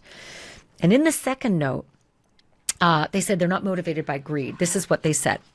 The motivation was, quote, I just want what's fair and to... Fair. You want what's fair? You know what's fair? Not dicking around with information when it comes to an elderly lady that was ripped out of her bed in the middle of the night by masked gunmen. You want to know what's fair? Not dangling a carrot for $70,000 and just giving the information about a grandmother that was ripped out of her bed in the middle of the night. So excuse me, you SOB. What is fair is maybe you flapping them gums without being paid for. Take the approach of Candy. Do something that's right. Live peacefully with enough to start my life again quietly without having to join a witness protection program. Again. Witness protection program with $1.2 million. Oh, cut it out. You're not even, they just said, I'm not even in this country. I don't know what 70,000 is going to get you in terms of trying to live your life out peacefully. Yeah, exactly. If you're afraid of these kidnappers, right? Doesn't make sense. Because 1.2 million would be a lot better. It would Yeah, everybody knows that. We know that this is a joke. be a lot more money to buy yourself some safety if that's the concern. A couple of other things that I want to let you know is that TMZ, I mentioned they've been working hand in hand with the FBI by giving them all of the communications that they receive. But it has been a two-way street. And Harvey Levin is going to tell you in just a moment what the FBI has been doing with TMZ, because they have been busy working with TMZ. I know that there are a lot of people out there who say, what's TMZ got to do with anything? Agree. A lot. Because that's where the communications are coming in. And so the FBI is taking it very seriously, and they are doing a lot. They need to arrest this Yahoo. I don't care if they're in a different country. If they're in Korea, you need to call the Korean government and have them freaking arrested. With TMZ. That's coming in just a moment. But first, I want you to hear from Harvey Levin. He was super busy today, but he stepped aside to do a quick interview with me. First, a quick note from my sponsor. Let's face it, I cover some... Yeah, we're not doing the sponsors. We appreciate you. Thank you, thank you, thank you. All right, here is the man with the plan. Our Harry Levin.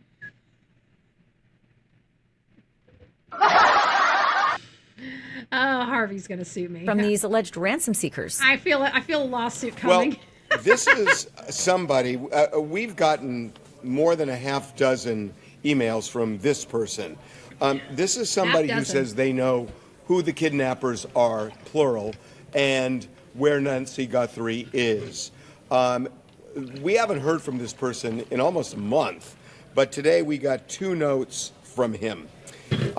And, you know, he is persisting now. All right, so haven't heard from the guy in a month. Still no arrest. Law enforcement did not track the person down. Didn't arrest him like they did Derek Kallela. And now we have a situation where we have no idea. Hey, Richie, it's nice to see you. Robert Jones, it's nice to see you. Laura, good morning. Betty, not 70,000. They dropped their offer. I know they did. But they actually really didn't. They said half up front and half when you make the arrest. So it's still a full Bitcoin. Just to clarify. It's still a full Bitcoin. Hey, OG, it's nice to see you. Ah, thank you. We love Sweden. Sweden! It's nice to see you. Thank you, thank you, thank you. So now we know that they've not heard from this guy in a cool month. So he was hot and heavy. Then Savannah does the Good Shepherd, which was a weird, not really a weird. I understood the message. A lot of people didn't understand the message. You got to go back and listen to it. Her message was because she was trying to reconcile whether and I'm going to try to paraphrase this as quickly as possible. She's trying to reference whether or not Jesus or God ever felt the type of abandonment that she had felt, with the unknown, her loved one missing, and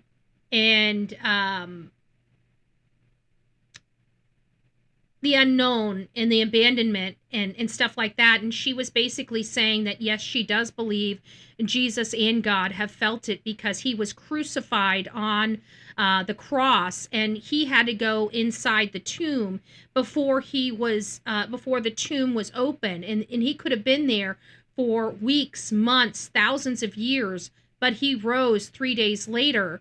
But he still understood that real earthly pain of unknown and abandonment, and why did God forsaken me, and why did God leave me? But God did not. He was there. He came and got him. And so I truly believe that the message was stronger because she was basically saying we celebrate the resurrection, but we forget the pain to the resurrection. And I think that's what she was talking about, was that pain, is that people don't know that, Easter, this bright, beautiful day, she talks about the bright, beautiful day. She wouldn't be able to appreciate that bright, beautiful day without the pain that accompanied going to that bright, beautiful day, the resurrection of Easter. And so I think I heard the message, I didn't understand it at first, and so I listened to it, and I once I heard it, I really did appreciate the message, because I do think that people forget the pain before the resurrection, the unknown, the agony, right? People forget that. And I think that is important. And I think her message, because we like to celebrate positivity of the resurrection, Easter, right?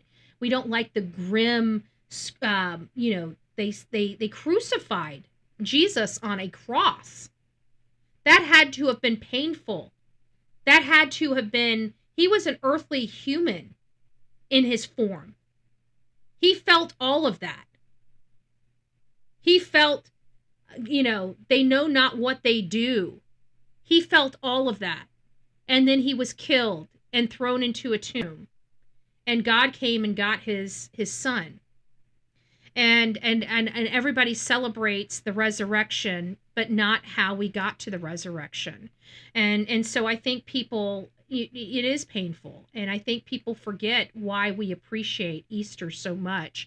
And I think that she reminded us of that, because I think people forget the beatings. They forget the nails being driven through the hands and the feet, how painful that must have been. And him being killed and stoned on that cross before he was ultimately put in the tomb and ultimately resurrected. So, again, I think Easter is a powerful holiday for Christians around this country. But we celebrate the resurrection, but not how we got to the resurrection.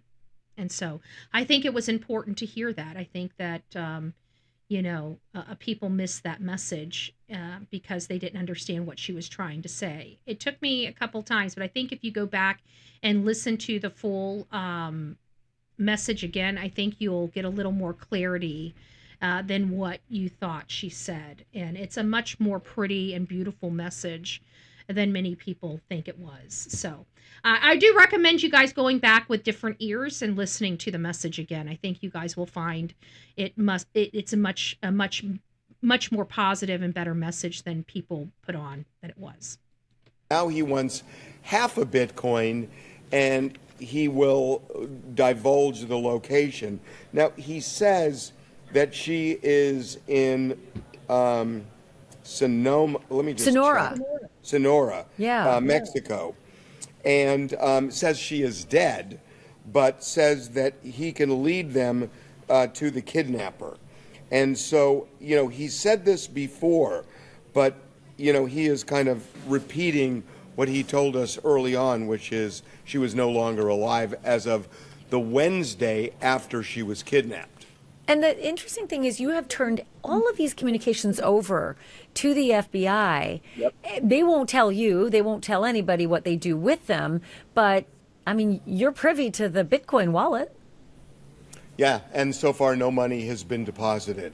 And look, I've talked to the FBI, and I don't see, why don't they put a few $100 in there? If somebody's doing this, they probably need money. They're probably a drug addict like that Daryl Kalila guy, and probably would be stupid enough to go and try to get that few $100. What is a few $100 or $1,000 or $2,500 to TMZ or even Ashley Banfield for that matter? They piss that money away on their weekly coffee. Okay, they live so high above the way the rest of society lives that what is a few grand to them? Why don't somebody stick some money in the account, enough money that somebody like us couldn't resist but to go and get a few grand out of it and go to the exchange and identify the person? Why not? Maybe it's Harry. Call his bluff. Yeah, I mean, throw something in there. Throw something in there that makes them have to sign into something. Yep, it's a risk. I take it from my mom. But even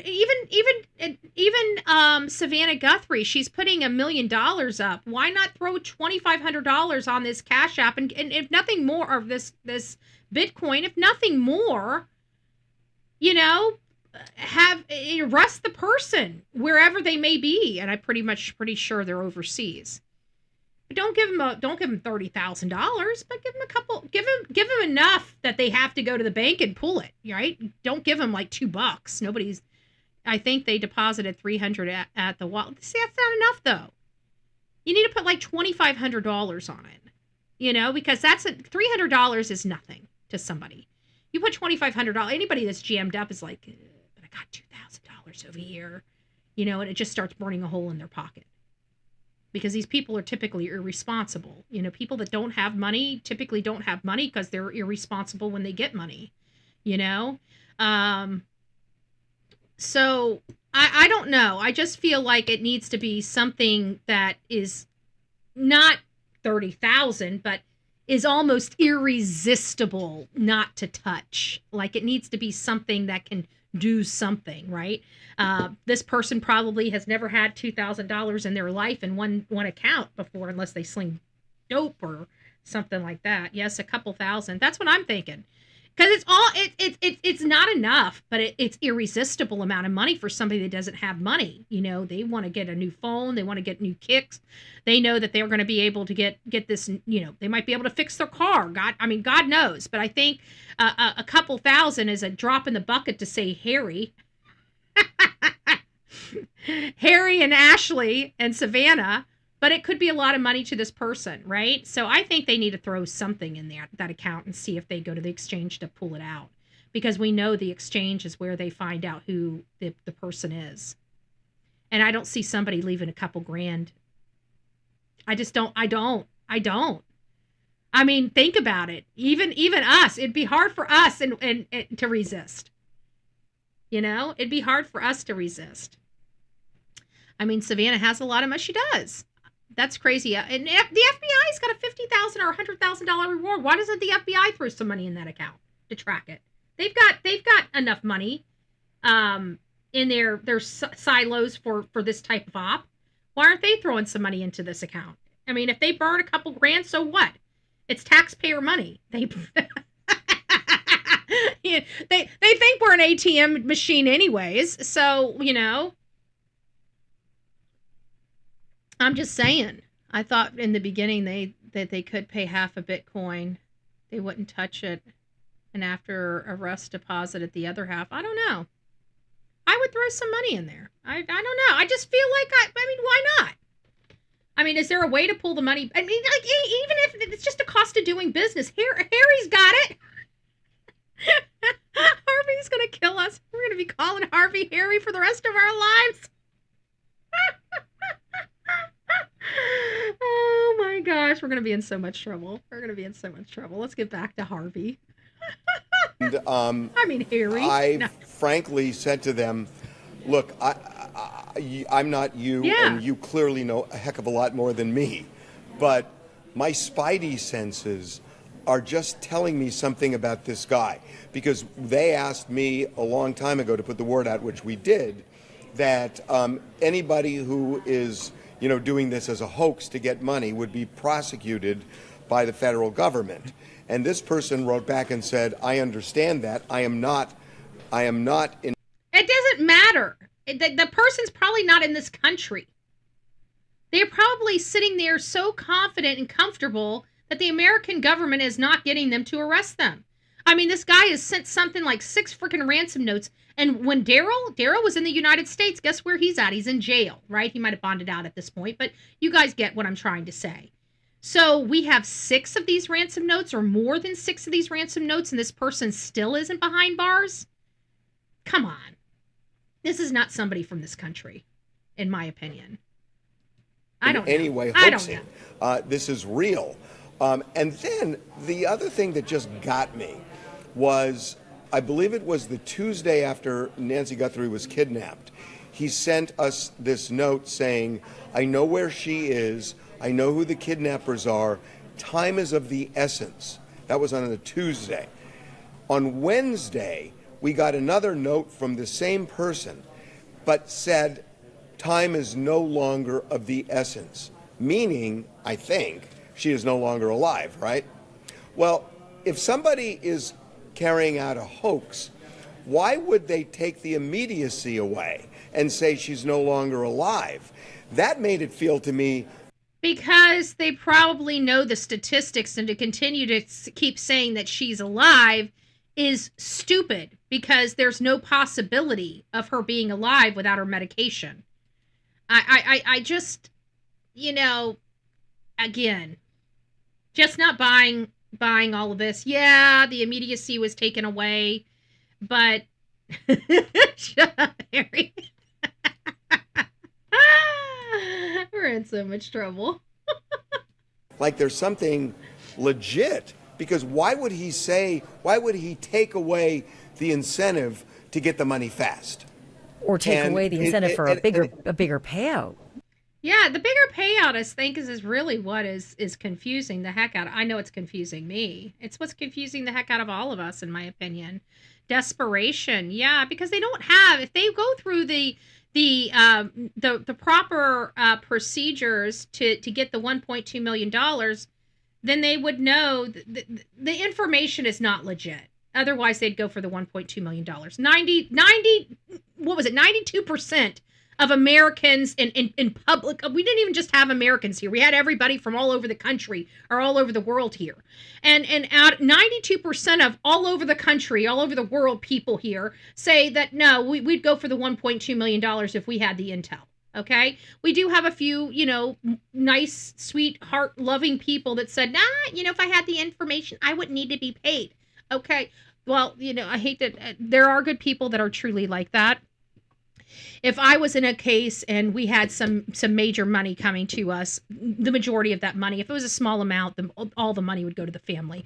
If it's a huge amount, like $1.2 million, we would take our expenses and probably donate the rest of the money, something like that. But at the end of the day, the majority of human beings would take the $1.2 million over the 70. And who's going to keep going back and forth and arguing with Harvey Levin through TMZ email? That's just so. I just don't believe it. Okay, I just don't believe it. Period. I'm not going to believe it. It's just bugged me that there's something about it that I just thought I took more seriously. They have very consciously looked at this. They've tried to find out who this is, but they are not convinced enough to pay that money. They're not convinced enough to pay that money. I wouldn't be convinced enough to pay that money either. Hey, sweetie pie, it's nice to see you, love. I hope you're doing well. I didn't see you come in, Samuel.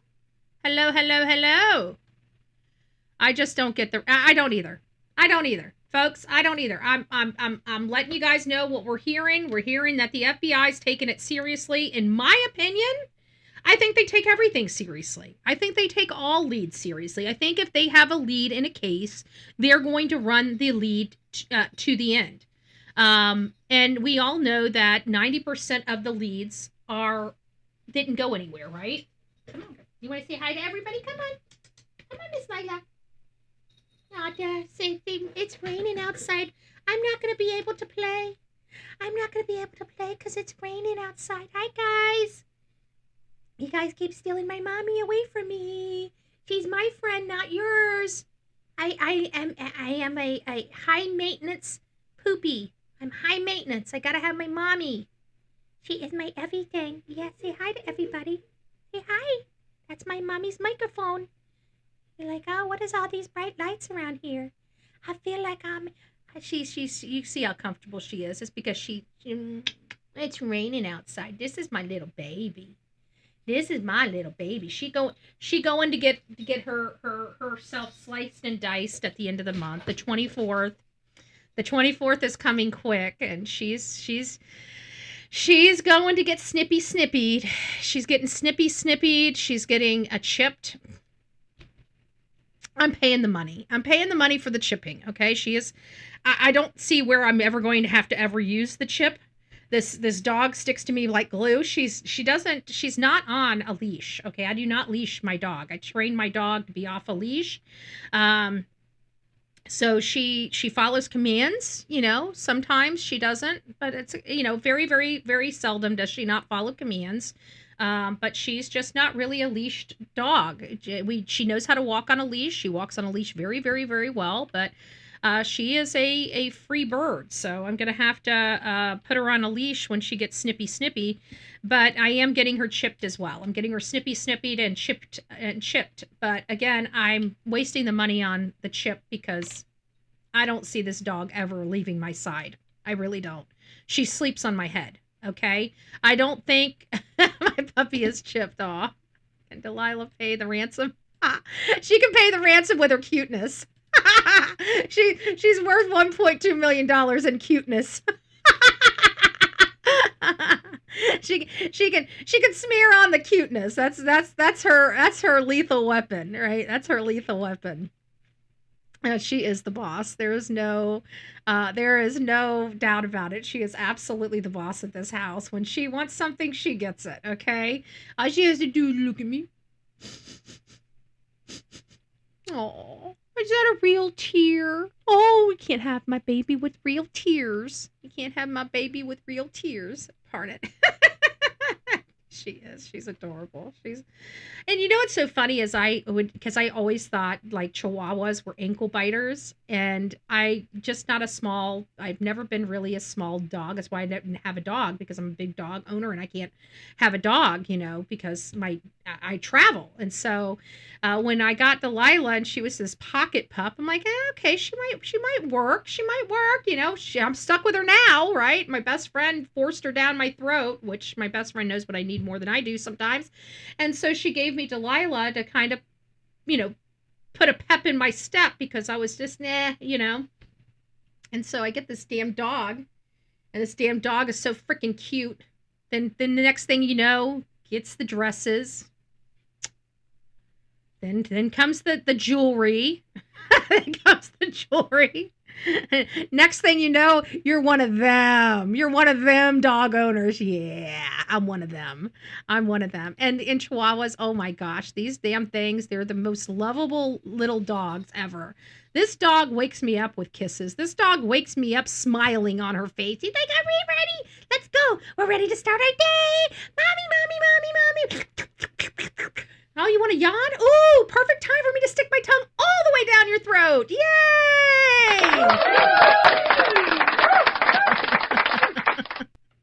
So, it is what it is. Having a Corvette doesn't make you wealthy. Oh, what is it? That Corvette from the sheriff doesn't make you wealthy. He makes over $100,000 a year. He's married, and I'm sure no kids at home. My stepbrother has one and isn't wealthy. He still does well, but not rich. Yeah, but he doesn't need that Corvette. That Corvette has Chris Nanos. I watched how he drives that on the roads, and to put his own citizens in danger with his reckless driving. Shame on him. Shame on him. He's driving so fast, if a kid ran in front of him, he would never be able to stop. And he's the frickin' sheriff. I will tell you what, and you guys do not have to believe me. You can call my sheriff and ask him. If he did some all around messed up crap like my politicians in this county would never even dare do that. They have a Bullhorn Betty, and trust me, I show up at houses. Okay, I will show up at a house in a quickness. You put somebody's life in danger and you are a representative of this community, I'm going there with my picket signs and my bullhorns, and the sheriff can bring his shackles and chains, drag my ass out of there. But before he does, I'm getting my hits in. I'm telling you, I'm gonna be on there. Like, don't do that. You guys need to get, I don't know. That's crazy. If you guys see the sheriff driving like that again, if you're from this community, send me those clips. Get those clips and send those to me. I want to see Sheriff Nanos do this. I will do a story on him. Just on his driving alone. I saw his driving and it scared me. And I'm like, if it just a kid. Just like, people are slowing down so he can go around them because he's driving so fucking reckless. Excuse my language. Bullshit detected. Take precautions. I can't feel my legs. Oh, never mind. It's just gas. I knew that would happen, but I did it anyway. I'm a smart, strong, sensual woman. I'm a tastemaker. When I talk, people listen. Oh, Bob's Burgers never fails. Bob's Burgers never fails. All right, guys. Well, thank you for coming out. Thank you for watching the show. 9 o'clock is my meeting. So as you guys can see, we're cutting it close to 9 o'clock. But I thank God we do have the meeting online. I have phone in, so I can, even though I can't be there, I can still be part of my meeting. So I hope you guys, if you guys are part of your county makeup and stuff like that, or get involved in any way, make sure you open up your phone lines. Make sure whatever meetings you guys have is open to the public. People that want to be involved, some of them are bedridden. They have no mobility. They have no transportation. It doesn't mean that they do not have the rights to be part of their government. So it is your responsibility in your communities to make sure that your meetings are put on YouTube or Vimeo, or and have call-in opportunities for your community. You guys need to be fighting for that, because even if you don't want to be involved, maybe somebody in your community that hasn't been involved can start becoming involved. We were able to get a lot of our residents more involved in our local politics just by doing very small little changes. And one of those changes is getting our meetings online. The second change is opening up the phone lines so people that are at home can call in and still be part of their government. So if you guys want some activity and some activism, that's what everybody in this chat can be doing today to help their personal communities. And I hope you guys do start doing that. Guys, God bless you. Thank you for being a part of this. As you guys know, this stuff, this criminal stuff is political. We need to quit acting like it's not. And we got to start pulling our heads out of our butts and start working together and trying to get some of this stuff stopped. We need law enforcement, but we need good law enforcement. We see what bad law enforcement can do to a case. This case here, poor Miss Nancy Guthrie, she has been missing. We're going into the third month of this grandmother being ripped out of her home. I just want you to think about that. Somebody coming into your blessed home and ripping you out of your bed, and nobody can find you. And nobody can find you because of their stupid mistakes they made at the beginning. I would be livid. We cannot have this in our country anymore. We have to have good law enforcement that knows what the hell they're doing. It truly is life or death for some of us. So with that, guys, I want you to have a great day. Thank you for being with me. Rock it out with your coffee beans out. Don't forget to be fearless. If you see something, say something. An ounce of prevention is worth a pound of cure. And until next time, please be safe. But more importantly, let's try to be a little kinder to one another. God bless.